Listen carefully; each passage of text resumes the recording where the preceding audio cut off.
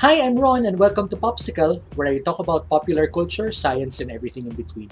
Today, in this episode, we'll be talking about body horror. So, in 2012, I had an article published in the Journal of Popular Film and Television, and that article was entitled Mutations and Metamorphoses: Body Horror is Biological Horror. Essentially, it talks about body horror from a biological perspective instead of the usual psychosocial or feminist perspectives that are used in interpreting these films. Of course, me being a biologist by training, I found this particular genre of horror very interesting because of how it manipulates the human body and the body of other organisms as well. So I wanted to talk about how body horror is scary or frightening even from a biological perspective. And since it was published in 2012, it has gotten over 25 citations from academic writers also. And so I'm happy to say that it's been used by several authors for their own studies on the body horror genre in film, television, and even in video games. So now let's talk about what body horror is. Body horror is a subgenre of horror film or horror in other media that basically talks about manipulation and warping of the human body or the bodily functions thereof. And so it's pretty scary for a lot of people because here we're talking about a genre where you see depictions of violations of the human body, destruction of the human body, complete ignorance of the human body in its normal functions.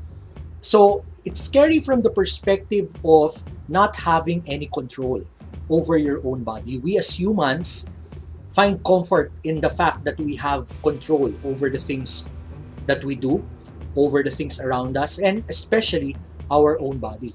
So when we are confronted with something that so graphically disturbs that status quo and violates that relationship between ourselves and our body, it can be very, very frightening.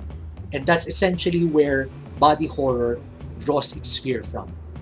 I'd like to give you two quotes from two prominent authors on academic writings on body horror that I think very well capture the essence of body horror and the fright that it elicits. In an article written in 1986, the writer Brophy describes body horror as, and I quote, total disregard for and ignorance of the human body, unquote.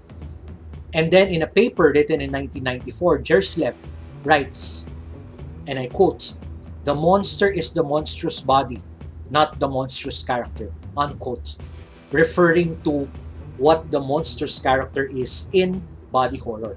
So if in other forms of horror, there is a distinct monster outside of the human body, in a lot of body horror, not necessarily all, but in a lot of body horror, the monster becomes the body itself. Now, as I mentioned earlier, the traditional approaches to scholarly work on the body horror subgenre have been feminist, sociocultural, psychoanalytic, and so when I submitted this article to the Journal of Popular Film and Television, I got the feedback that it was very refreshing for the publishers and the editors that they were getting an article that talked about a scientific, particularly a biological perspective on body horror. Now, if you really want to find out as much as you can about what body horror is, or you want to get a good taste of it, you need not look further than the works of the great, iconic Canadian director, David Cronenberg.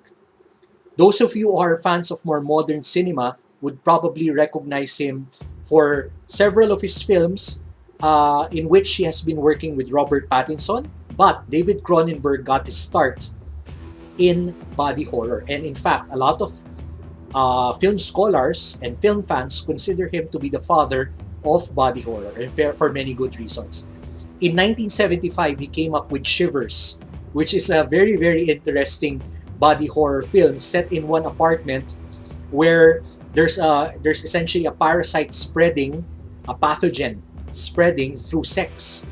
And this is something that David Cronenberg will revisit at later times. For example, The Fly, which is a classic David Cronenberg film, also an example of body horror, has been linked to sexually transmitted diseases by several scholars. So the linkage between sex and the horror elements in his film is not something that you can see only in this particular film. 2 years later, he would come up with another body horror classic, which is Rabid, which this time is related to the plastic surgery industry or the cosmetic surgery industry. So here we can say that David Cronenberg is making commentaries also on some features of society at that time, which we still see today, and that gives a certain timelessness to his creations. Aside from, of course, the fact that they're very thrilling because of the body horror elements. Other films by David Cronenberg that really showcase the violations of the human body are The Fly, as I had mentioned, Videodrome. Who would forget those scenes, right?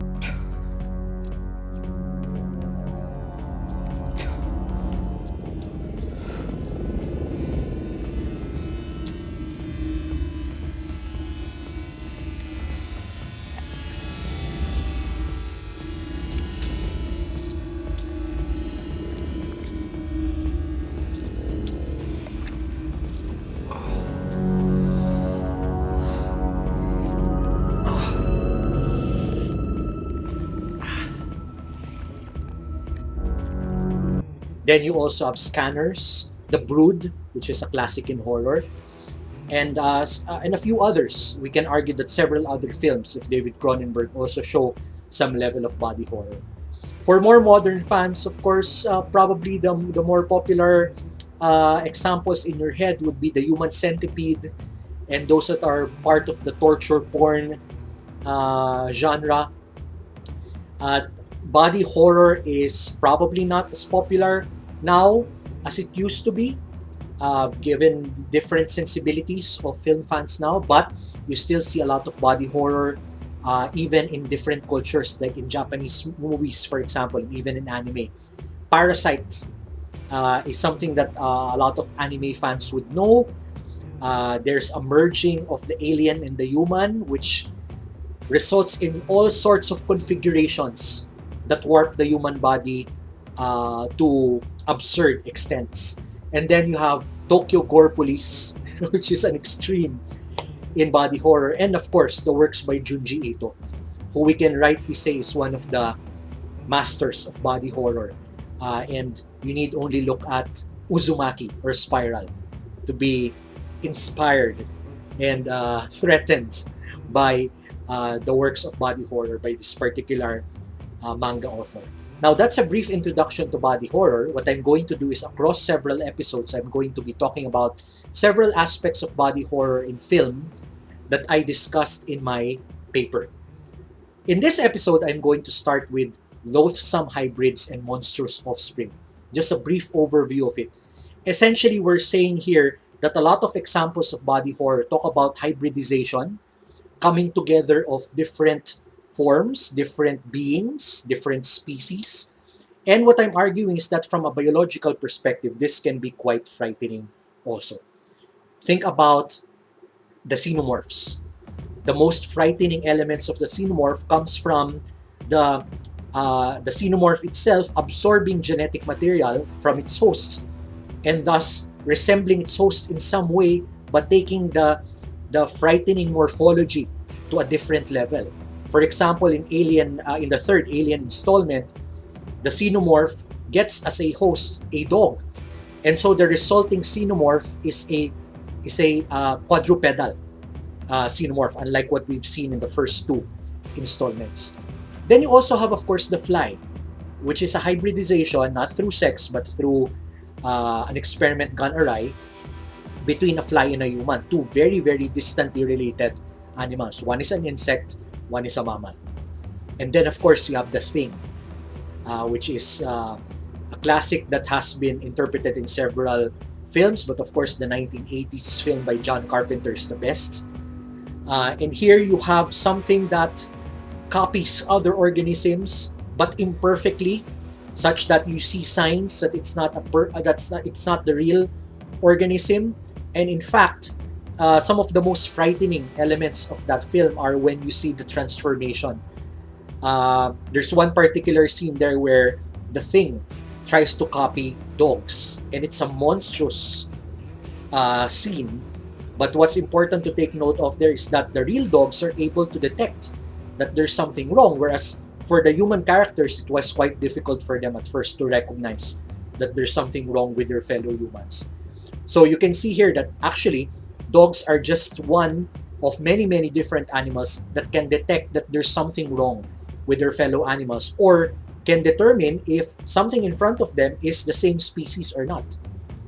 And since we're mentioning species, let's talk about what Carroll says is one of the frightening things about body horror. In 1981, Carroll, one of the leading writers on horror in general, said of fusion monsters which bring together two or many different elements. What he says is they are, and I quote, contradicting categories that are fused into a single entity, unquote. And here, from a biological perspective, the category is species. You know, our categorization of animals, plants, and other organisms into species is something born out of convenience. But of course, it has a scientific basis for why we put a particular organism in a particular species or a particular taxonomic group. So even from that perspective alone, it messes up our minds if we are encountered with a creature that violates these categorizations that we've established to make sense of the life around us, of which there's so many, which can be mind-boggling. And then also from an evolutionary perspective, interspecies hybrids don't really make a lot of sense. One of the key things in biology is for organisms to be able to pass on their genes to the next generation through reproduction. And that normally can only happen when you are talking about two individuals of the same species mating with each other and producing viable, fertile offspring.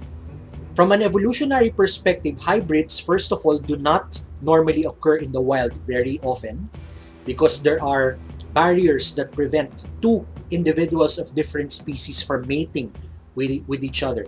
And if they are able to mate somehow, usually there are abnormalities in the offspring, primary of which is sterility, meaning most hybrids, particularly the male hybrids, are sterile or unable to produce their own offspring. In which case, we can say that hybrids are evolutionary dead ends.